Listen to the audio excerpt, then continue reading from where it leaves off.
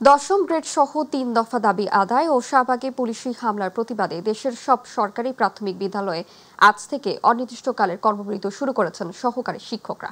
ফলে সারা দেশের প্রায় ৬৫,০০০-এরও বেশি বিদ্যালয়ে পাঠদান কার্যক্রম বন্ধ হয়ে গেছে।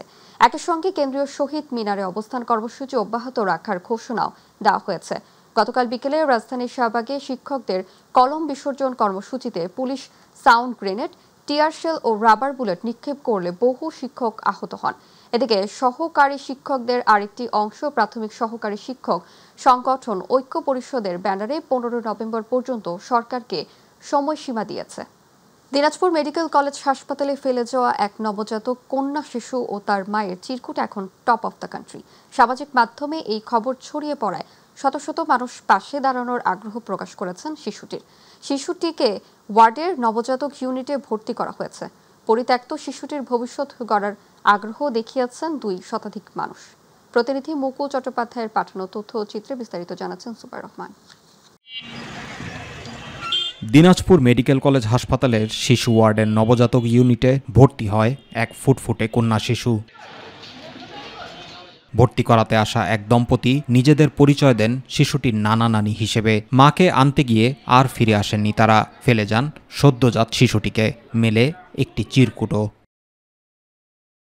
চিরকুটে লেখা, পরিস্থিতির শিকার হয়ে বাচ্চা রেখে গেলাম, দয়া করে কেউ নিয়ে যাবেন। হাসপাতাল কর্তৃপক্ষ জানিয়েছে শিশুটির মা ও পরিবারের খোঁজে অনুসন্ধান চলছে। পাশাপাশি সমাজসেবা অধিদপ্তরের সহায়তায় শিশুটির ভবিষ্যৎ নিয়ে প্রশাসনিক সিদ্ধান্ত নেওয়া হবে। বাচ্চাটা আমরা যখন পাই তার পরবর্তীতে আমরা তার যাবতীয় ট্রিটমেন্টগুলো, যে ফটোথেরাপি, ওয়ার্মারে রাখা বা ব্রেস্ট ফিডিং, আমরা সব কিছুরই ব্যবস্থা করেছি।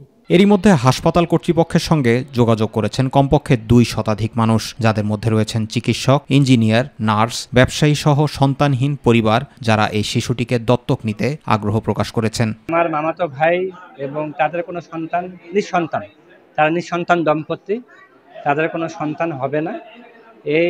এই জন্যই তারা এই বাচ্চাটাকে নেওয়ার জন্য তারা আগ্রহ প্রকাশ করতেছে এবং তারা হলো বিজনেসম্যান। একজন ডক্টর নিতে চাইছে, তারপরে নার্স একজন আছে, আমাদের অনেক সাধারণ মানুষও আসছে বাচ্চাটিকে নেওয়ার জন্য। অপরদিকে ফুটফুটে শিশুটিকে এক নজর দেখতে প্রতিদিনই ভিড় জমাচ্ছেন উৎসুক মানুষ। বাচ্চাটা অনেক কিউট, অনেক সুন্দর, এই দেখে আমরা চলে আসছি। এখন দেখতে দিচ্ছে না, ভিতরে ডাক্তার স্যারেরা সবাই বসে আছে। যে কোনো একটা ভালো ফ্যামিলিতে বাচ্চাটা দেওয়ার চেষ্টা করবেন, নাহলে বাচ্চাটার ভবিষ্যৎ খারাপ হবে। দিনাজপুর মেডিকেল কলেজ হাসপাতালের করিডোরে এখন ভেসে বেড়ায় শিশুর কান্না আর মানুষের নিঃশব্দ দীর্ঘশ্বাস। যে মা হয়তো পরিস্থিতির শিকার হয়ে বুকের ধন ফেলে গেছেন, তার দুঃখের ছায়া ছুঁয়ে গেছে সবার হৃদয়কে। জুবাইর রহমান, মাই টিভি নিউজ। টাঙ্গাইল শহরের বেবি স্ট্যান্ড সংলগ্ন কান্দাপাড়া এলাকায় দিনরাত চলছে মাদকদ্রব্যের অবাধ কেনাবেচা। এলাকাবাসীর অভিযোগ, প্রশাসনের নীরব ভূমিকা আর কিছু প্রভাবশালী ব্যক্তির আশ্রয়ে আরও বেপরোয়া হয়ে উঠেছে এসব মাদক চক্র। বিদ্যালয়ের প্রধান ফটকের সামনে প্রকাশ্যে মাদক বিক্রিতে চরম ক্ষোভ প্রকাশ করেছেন স্থানীয়রা। প্রতিনিধি মির্জা মাসুদ রুবেলের তথ্যচিত্রে আরও জানাচ্ছেন সাইদুর রহমান আবির। টাঙ্গাইল শহরের কান্দাপাড়া এলাকায় অবস্থিত সোসাইটি ফর সোশ্যাল সার্ভিস পৌর আইডিয়াল উচ্চ বিদ্যালয়ের প্রধান ফটকের সামনেই প্রকাশ্যে বিক্রি হচ্ছে ইয়াবা, হেরোইন সহ নানা ধরনের মাদক। এলাকাবাসীর অভিযোগ, দীর্ঘদিন ধরে কিছু প্রভাবশালী ব্যক্তির ছত্রছায়ায় পরিচালিত হচ্ছে এই অবৈধ ব্যবসা। শহরের বিভিন্ন প্রান্ত থেকে মোটরসাইকেল, অটোরিকশা, সিএনজিতে করে যুবকেরা এসে প্রকাশ্যেই মাদক কিনছেন। এমনকি মোবাইল ফোনে অর্ডার নিয়ে সরবরাহ করা হচ্ছে বিভিন্ন এলাকায়। এখানে আমরা ব্যবসা করতে পারি না। এখানে সারা টাঙ্গাইলে বিভিন্ন জায়গা থেকে নেশাখোররা আড্ডা দেয়। মাদক ব্যবসা চলবে, আমরা চাই না। আমরা এটা থেকে পরিত্রাণ চাই। পাশের সুইপার কলোনিতেও চলছে বাংলা মদের প্রকাশ্য বিক্রি। নিম্ন আয়ের মানুষ, বিশেষ করে রিকশা ও অটোরিকশা চালকদের মধ্যে বাড়ছে মাদকের ব্যবহার। এতে এলাকায় বাড়ছে অশান্তি, ক্ষতিগ্রস্ত হচ্ছে পরিবার ও তরুণ প্রজন্ম। ছেলে সন্তানরা ভালোভাবে লেখাপড়া করবে, করবো, কিন্তু মাদকের কারণে অনেক ছেলেমেয়ে ধ্বংস হয়ে গেছে। ওপেনে বৈশা সকাল থেকে একবারে রাত্রি থেকে ওপেনে মাদক একদম বিক্রি চলতেছে। নষ্ট হয়ে যেতেছে, আমরা জেলা মাদকদ্রব্য নিয়ন্ত্রণ অধিদপ্তর বলছে, যেখানে মাদক থাকবে সেখানেই অভিযান চলবে। ইতিমধ্যে কান্দাপাড়ায় যৌথ বাহিনীর অভিযান চালিয়ে বেশ কয়েকজন মাদক সেবীকে বিভিন্ন মেয়াদে কারাদণ্ড দেওয়া হয়েছে। যেখানে মাদক থাকবে সেখানে অভিযান।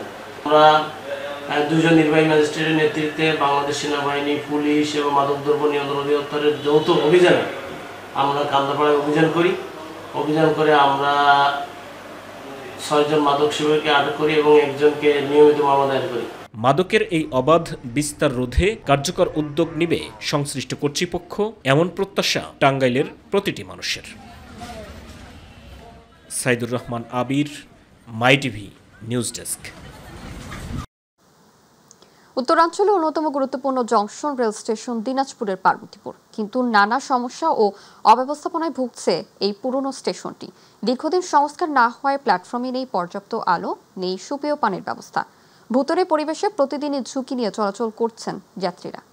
প্রতিনিধি আব্দুল্লাল মামুনের রিপোর্ট, জানাচ্ছেন শামস তাবিজ উচ্ছ্বাস। উত্তরাঞ্চলের অন্যতম বৃহৎ 4 লাইনের জংশন দিনাজপুরের পার্বতীপুর রেলওয়ে স্টেশন। দেশের প্রাচীন রেলগুলোর একটি হলেও উন্নয়ন কর্মকাণ্ডের ছোঁয়া তেমন পড়েনি এখানে। স্টেশনটিতে পর্যাপ্ত আলো স্বল্পতা, সুয়েব পানির অভাব আর বর্ষায় প্ল্যাটফর্মে পানি পড়া প্রতিদিনের চিত্র। যাত্রী ও মালবাহী মিলিয়ে প্রতিদিন এখান দিয়ে চলাচল করে প্রায় 24 জোড়া ট্রেন, ফলে হাজারো যাত্রীকে পড়তে হচ্ছে ভোগান্তিতে। অন্ধকারের কারণে সিঁড়ি গেলে দেখা যাচ্ছে না, হাঁটতে অসুবিধা হচ্ছে। অন্ধকার, এই কারণে কিছু দেখা যাচ্ছে না, এই কারণে ফ্ল্যাশ জ্বলে আসলাম। প্ল্যাটফর্ম থেকে ওভারব্রিজ পর্যন্ত কোথাও নেই পর্যাপ্ত আলোর ব্যবস্থা। ভুতুরে পরিবেশে অন্ধকারের মধ্যে চলাচল করতে গিয়ে প্রতিদিনই ঝুঁকির মুখে যাত্রী ও বিশেষ করে বয়স্ক ও বহিরাগতরা। এরকম অন্ধকার থাকলে লোকজন হাঁটাহাঁটি করতে পারবে। আমরা চাই এটার সুষ্ঠু ব্যবস্থা হোক। ট্রেন প্ল্যাটফর্মে প্রবেশের আগ মুহূর্তে ঘোষণা হওয়ায় দিকবিদিক ছুটতে থাকেন যাত্রীরা। ঘটছে ছোটখাটো দুর্ঘটনাও। পাশাপাশি নিয়মিত পরিষ্কার পরিচ্ছন্নতা না থাকায় প্ল্যাটফর্ম জুড়ে নোংরা ও দুর্গন্ধে ভুগছেন যাত্রীরা। পরিষ্কার করে কি না করে এটা বোঝার কোনো উপায় নেই। প্ল্যাটফর্মের যে লাইটগুলো আছে, একটা জ্বলে একটা জ্বলে না। যদি গরমের সময় আসেন দেখবেন যে ফ্যানগুলো লাগানো আছে কিন্তু ফ্যানগুলো চলে না। কমসে কম 5 মিনিট আগে যদি মাইকিংটা করা হয় তাহলে মানুষের ট্রেনে ওঠার জন্য খুব সুবিধা হয়। 1 নম্বরে ঢুকবে, নাহলে 2 নম্বরে ঢুকবে। আইনশৃঙ্খলা পরিস্থিতি স্বাভাবিক রাখতে নিয়মিত টহল দিচ্ছে রেলওয়ে পুলিশ। তবে পর্যাপ্ত আলোর অভাবে তারাও কাজ করতে হিমশিম খাচ্ছেন। আলোর স্বল্পতার কারণে আমাদের পুরো সমস্যা হচ্ছে।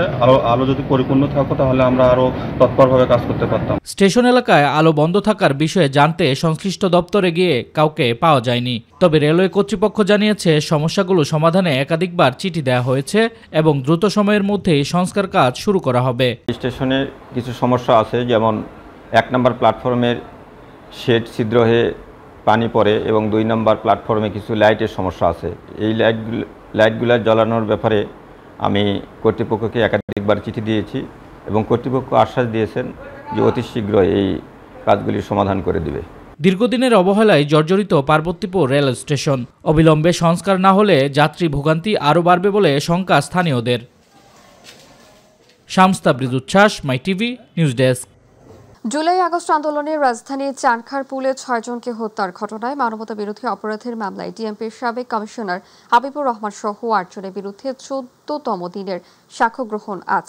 আন্তর্জাতিক অপরাধ ট্রাইব্যুনাল 1-এ সাক্ষ্য গ্রহণ শুরু হওয়ার কথা রয়েছে।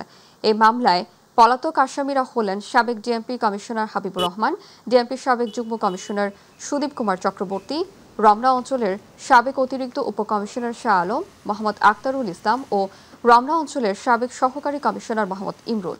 গত 14 জুলাই চানখারপুলের মামলাটির পলাতক 4 আসামি সহ 8 জনের বিরুদ্ধে অভিযোগ গঠন করে বিচার শুরুর আদেশ দেন ট্রাইব্যুনাল। এবারে গ্রাম বাংলার খবর।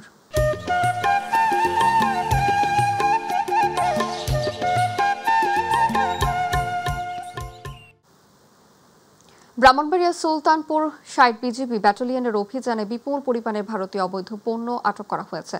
সুলতানপুর 60 বিজিবির অধীনস্থ কুমিল্লা জেলার সীমান্তবর্তী এলাকা থেকে এই অবৈধ পণ্য আটক করা হয়। সুলতানপুর 60 বিজিবির অধিনায়ক লেফটেন্যান্ট কর্নেল জিয়াউর রহমান জানান, গোপন সংবাদের ভিত্তিতে বিজিবি সদস্যরা সীমান্ত এলাকায় অভিযান চালিয়ে একটি পিকআপ সহ 1,65,67,500 টাকা মূল্যের ভারতীয় শাড়ি, 3 পিস এবং শাল চাদর আটক করে। সীমান্তে নিরাপত্তা ও চোর চালান প্রতিরোধে বিজেপির আভিযানিক কার্যক্রম ও গোয়েন্দা তৎপরতা সর্বোচ্চভাবে অব্যাহত রয়েছে বলে জানান তিনি। বাংলাদেশ সাংবাদিক কল্যাণ ট্রাস্টের ব্যবস্থাপনা পরিচালক মোহাম্মদ আবদুল্লাহ বলেছেন, দলবাজি পরিত্যাগ করে পেশাদারিত্বের সমন্বয়ে কাজ করতে হবে। কোনো সরকারের লেজুর বৃত্তি নয়, এমনকি নিজের মতাদর্শনের সরকারের চোখেও চোখ রেখে কথা বলতে পারলে স্বাধীন গণমাধ্যম প্রতিষ্ঠা সম্ভব। শনিবার দিনব্যাপী রংপুর টাউন হলে তথ্য ও সম্প্রচার মন্ত্রণালয়ের আওতাধীন বাংলাদেশ সাংবাদিক কল্যাণ ট্রাস্ট ও রংপুর সাংবাদিক ইউনিয়নের যৌথ উদ্যোগে অনুষ্ঠিত সাংবাদিকদের আর্থিক সুরক্ষা ও কল্যাণ করণীয় এবং গণমাধ্যম সংস্কার কমিশনের সুপারিশ বাস্তবায়ন শীর্ষক মতবিনিময় ও সমাবেশে প্রধান অতিথির বক্তব্যে এসব কথা বলেন তিনি। বিএনপির কেন্দ্রীয় কমিটির আইন বিষয়ক সম্পাদক ব্যারিস্টার কায়সাল কামার বলেছেন, জামায়াত ইসলামী ইসরায়েলের পিআর পদ্ধতি অনুসরণ করছেন। তারা এখন ইসরায়েলের ফলোয়ার হয়ে গেলে তাদের মাথা থেকে পিআর বাদ দিয়ে এখন গণভোটের দিকে গেছেন। বিএনপির ভারপ্রাপ্ত চেয়ারম্যান তারেক রহমান দেশে আসতেই আইনগত কোনো বাধা নেই বলেও জানান তিনি। গতকাল নেত্রকোনায় কলমাকান্দা লেগুড়া উচ্চ বিদ্যালয়ের নেত্রকোনা 1 আসন থেকে মনোনীত ধানের শীর্ষের প্রার্থী ব্যারিস্টার কায়সার কামারের উদ্যোগে ফ্রি মেডিকেল ক্যাম্প পরিদর্শনকালে সাংবাদিকদের প্রশ্নের জবাবে এসব কথা বলেন তিনি। বিএনপির কেন্দ্রীয় নির্বাহী কমিটির সহ আন্তর্জাতিক বিষয়ক সম্পাদক ব্যারিস্টার রুমিন ফারহানা বলেছেন, দীর্ঘদিনেও ব্রাহ্মণবাড়িয়া মানুষের উন্নয়ন হয়নি। শনিবার ব্রাহ্মণবাড়িয়া আশুগঞ্জ উপজেলার তারুয়া বালিকা উচ্চ বিদ্যালয় মাঠে বাংলাদেশের জাতীয়তাবাদী ওলামা দল আশুগঞ্জ উপজেলা শাখার সংবর্ধনা ও পরিচিতি সভায় প্রধান অতিথির বক্তব্যে তিনি এসব কথা বলেন। তারুয়া বিএনপির সহ সভাপতি তোফাজ্জল হোসেন সাই মোল্লার সভাপতিতে গাজী মুফতি দেলোয়ার হোসেন বেলারের সঞ্চালনায় বিশেষ অতিথি ছিলেন জেলা ওলামা দলের আহ্বায়ক মাওলানা ইসহাক মিয়া, সদস্য সচিব মাওলানা ইয়াহিয়া মাসুদ, যুগ্ম আহ্বায়ক মাওলানা মুফতি শরীফুল ইসলাম নুরি সহ আরও অনেকে।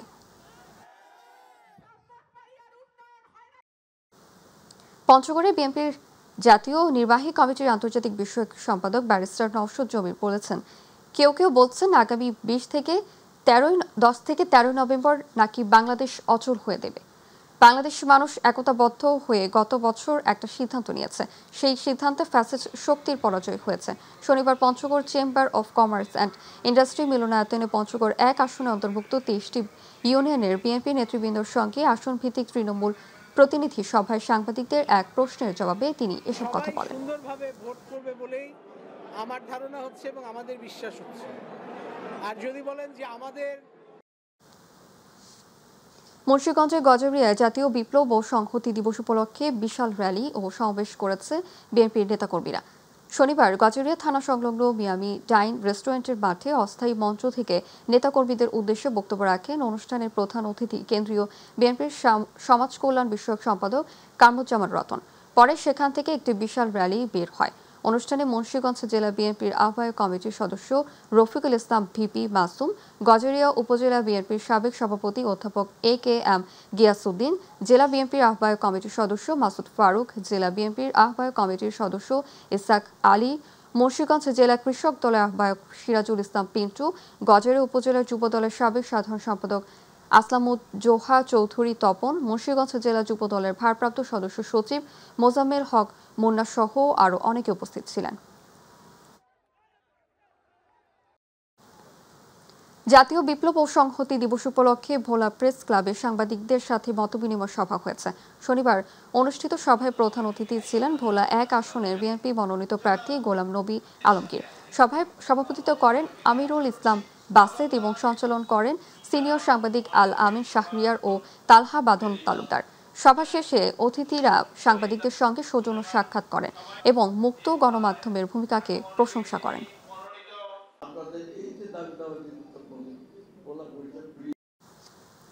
গাজীপুরের কালিয়াকৈরে জাতীয় বিপ্লব ও সংহতি দিবস পালিত হয়েছে। শনিবার উপজেলা বিএনপির ও পৌর বিএনপির অঙ্গ সংগঠনের আয়োজনে উপজেলা বিএনপির সাবেক সভাপতি ভিপি হেলাল উদ্দিনের নেতৃত্বে একটি বর্ণাঢ্য র্যালি বের করা হয়। এ সময় উপজেলার বিএনপির সাবেক সভাপতি ভিপি হেলাল উদ্দিন বলেন, জাতীয় সংসদ নির্বাচনে দল যাকে মনোনয়ন দেবে সবাই তার হয়ে ধানের শীষ মার্কায় ভোট দেওয়ার প্রতিশ্রুতিতে কাজ করবে।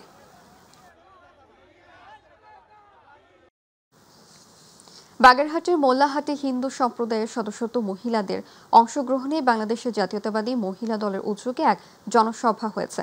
শনিবার মোল্লাহাট উপজেলার চাঁদেরহাট কালী মন্দির প্রাঙ্গণে মহিলা দলের উদ্যোগে বাংলাদেশের জাতীয়তাবাদী মহিলা দলের নেত্রী রেনজিনা আহমেদ প্রিয়াঙ্কার সভাপতিত্বে বিশেষ অতিথি ছিলেন মোল্লাহাট উপজেলার বিএনপির সাবেক আহ্বায়ক শিকদার জামালউদ্দিন, সাবেক সভাপতি চৌধুরী সেলিম আহমেদ, সাবেক সাধারণ সম্পাদক শেখ শাহিদ আলী, সাবেক সদস্য সচিব জাহিদুল ইসলাম মিয়া বক্তব্য রাখেন। তারেক রহমান চায় বিএনপিতে জিয়া পরিবার সহ বিএনপির নেতাকর্মীদের উপর শত নির্যাতন চালিয়েও হাসিনা টিকে থাকতে পারেনি বলে মন্তব্য করেন বিএনপির চেয়ারপারসন উপদেষ্টা আবুল খায়ের ভূঁইয়া। বলেছেন, দেশের স্বাধীনতা সার্বভৌমত্ব টিকিয়ে রাখতে হলে বিএনপিকে বিজয়ী করা ছাড়া আর কোনো বিকল্প নেই। দেশের স্থিতিশীলতা, উন্নয়ন ও বিশ্বের মানচিত্রে মাথা উঁচু করে দাঁড়াতে হলে ধানের শীষের বিকল্প নেই। গতকাল লক্ষ্মীপুর সদর পশ্চিম বিএনপির আয়োজনে ঐতিহাসিক জাতীয় বিপ্লব ও সংহতি দিবস উপলক্ষে আয়োজিত গণসংহতি সমাবেশে প্রধান অতিথির বক্তব্যে এসব কথা বলেন তিনি।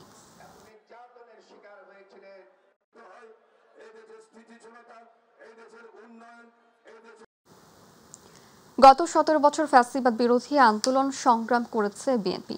আন্দোলন সংগ্রাম করতে গিয়ে বিএনপির হাজার হাজার নেতাকর্মী নির্যাতিত হয়েছেন।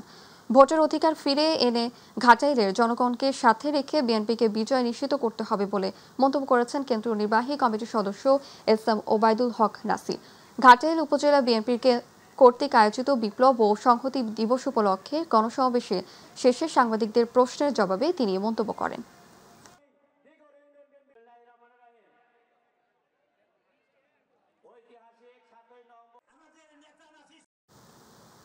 পাবনার ঈশ্বরদীতে বিএনপির উদ্যোগে জাতীয় বিপ্লব ও সংহতি দিবস উদযাপন ও আলোচনা সভা হয়েছে। উপজেলার দাসুরিয়াতে এই সমাবেশ ও আলোচনা সভা অনুষ্ঠিত হয়। সমাবেশে দাসুরি ইউনিয়ন বিএনপির সভাপতি আব্দুস সামাদ সুলভ মালিথার সভাপতিত্বে প্রধান অতিথি ছিলেন বিএনপির চেয়ারপারসন উপদেষ্টা ও পাবনা জেলা বিএনপির আহ্বায়ক হাবিবুর রহমান হাবিব। প্রধান বক্তা ছিলেন বিএনপির চেয়ারপারসনের বিশেষ সহকারী অ্যাডভোকেট শামসুর রহমান শিমুল বিশ্বাস। এছাড়াও পাবনা জেলা যুবদলের সাবেক যুগ্ম সম্পাদক ও দাসুরিয়া ইউনিয়ন পরিষদের সাবেক চেয়ারম্যান শরীফুল ইসলাম তহিন উপস্থিত ছিলেন।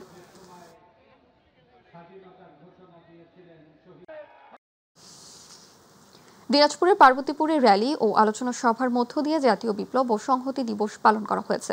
বাংলাদেশের জাতীয়তাবাদী দল বিএনপি ও অঙ্গ সহযোগী সংগঠন পার্বতীপুর উপজেলা ও পৌর শাখার উদ্যোগে অনুষ্ঠানের আয়োজন করা হয়। এ সময় উপজেলা বিএনপির সিনিয়র সহসভাপতি এ.জেড.এম. মেনহাজুল হক, সাংগঠনিক সম্পাদক অধ্যক্ষ মোখলেসুর রহমান, উপজেলা যুবদলের আহ্বায়ক আতিকুর রহমান স্বপন, পৌর যুবদলের আহ্বায়ক রবিউল ইসলাম বাবু সহ বিভিন্ন ইউনিয়ন থেকে আগত নেতাকর্মীরা উপস্থিত ছিলেন।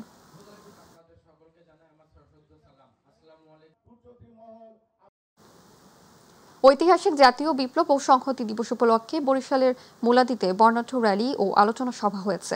উপজেলা ও পৌর বিএনপির উদ্যোগে উপজেলার দলীয় কার্যালয় থেকে র্যালি বের হয়ে উপজেলার বিভিন্ন সড়ক প্রদক্ষিণ করে মুলাদি পৌরসভার সামনে এসে আলোচনা সভা করেন বরিশালের উত্তর জেলা বিএনপির ১ নং সদস্য আব্দুস সাত্তার খান। এ সময় পৌর বিএনপির সাবেক সভাপতি আব্দুর রব খান সহ আরও অনেকে উপস্থিত ছিলেন।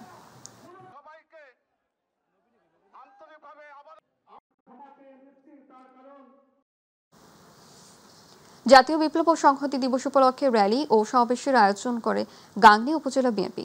প্রধান অতিথি ছিলেন জেলা বিএনপির সভাপতি জাবেদ মাসুদ মিল্টন। র্যালিটি শুরু হলে পরে সিটি বিএনপি থেকে মনোনীত আমজাদ হোসেনের মনোনয়ন বাতিলের বিক্ষোভ মিছিলে রূপ নেয়। মিছিল থেকে মেহেরপুর ২ আসনের মনোনয়ন বাতিল ও জেলা বিএনপির সভাপতি জাবেদ মাসুদ মিল্টনকে মনোনয়ন দেওয়ার দাবিতে স্লোগান দেওয়া হয়। শনিবার জাতীয় বিপ্লব ও সংহতি দিবস উপলক্ষে আয়োজিত র্যালিতে এই বিক্ষোভ প্রকাশ করা হয়।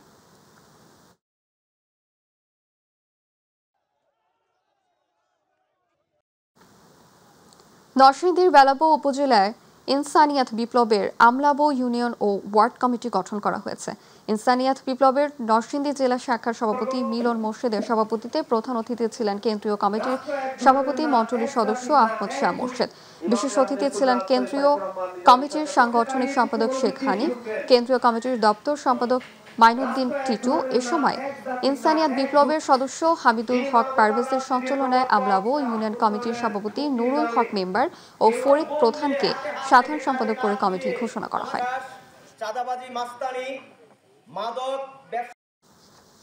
ঝিনাইদহের মহেশপুরী উপজেলা পরিষদের ২০২৫-২৬ অর্থ বছরের উন্নয়ন তহবিল থেকে বিভিন্ন শিক্ষা প্রতিষ্ঠানের শিক্ষার্থী ও সুবিধা বঞ্চিতদের মাঝে বাইসাইকেল, সেলাই মেশিন ও বিভিন্ন সরঞ্জাম বিতরণ করা হয়েছে।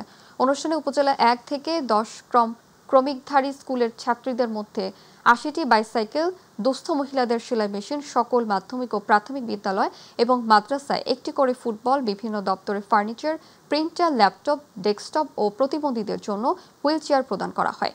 এ সময় ঝিনাইদহের জেলা প্রশাসক ও জেলা ম্যাজিস্ট্রেট মোহাম্মদ আব্দুল আওয়াল, উপজেলা নির্বাহী অফিসার জনাব খাদিজা আক্তার সহ অন্যান্য অনুষ্ঠান শেষে অতিথিরা উপকারভোগীদের হাতে উপকরণ তুলে দেন।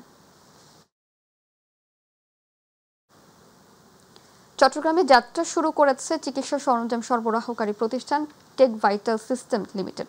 নগরী জিএসসি মোড়ের ইফকো কমপ্লেক্সে উদ্বোধন করা হয় প্রতিষ্ঠানের চট্টগ্রাম শাখার কার্যক্রম।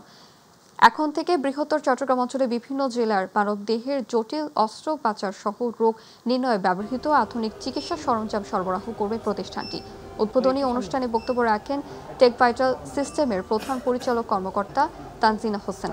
অনুষ্ঠানে নিজামউদ্দিন হাসান রশিদ উপস্থিত ছিলেন।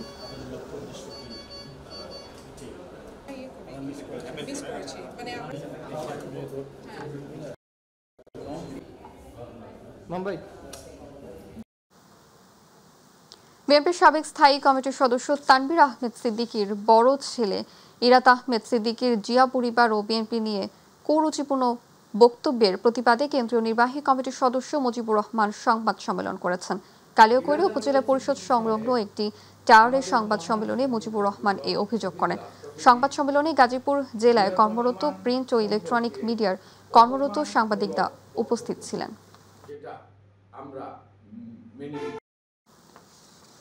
গাজীপুরের শ্রীপুর পৌরসভার বহেরার চালা এলাকায় অপহরণ মামলা প্রত্যাহার না করায় মামলার ভাড়াটিয়া গুন্ডা বাহিনী দিয়ে মামলার বাদী মুজিবুর রহমানের একমাত্র বাড়ি ভাঙচুর করার অভিযোগ উঠেছে।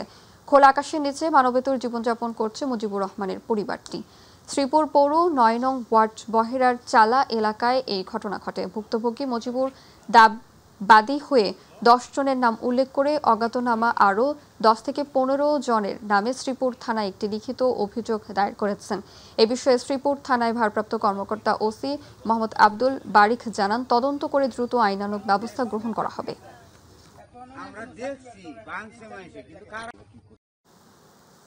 বরগুনার তালতলিতে ভাইকে ফাঁসাতে নিজের মাথায় আঘাত করার অভিযোগে এক নারীর বিরুদ্ধে অভিযোগ উঠেছে।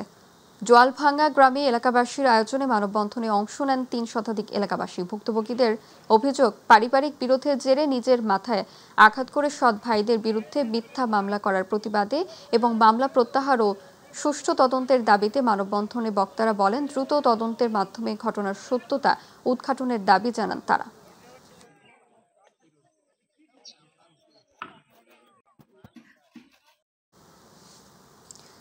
রাজবাড়ীর গোয়ালন্দে আরাফাত রহমান কোকো স্মৃতি ফুটবল টুর্নামেন্ট 2025-এর ফাইনাল খেলা অনুষ্ঠিত হয়েছে। শনিবার শাহাজউদ্দিন মন্ডল ইনস্টিটিউট মাঠ প্রাঙ্গণে গোয়ালন্দ উপজেলা ছাত্র দলের সভাপতি রেজাউল হাসান মিঠুর সভাপতিত্বে প্রধান অতিথি ছিলেন রাজবাড়ী 1 আসনের বিএনপির মনোনীত প্রার্থী আলী নেওয়াজ মাহমুদ খোয়ম এবং উপজেলা বিএনপির সাবেক সভাপতি সুলতান নুর ইসলাম মুন্নু মোল্লা সহ অন্যান্যরা।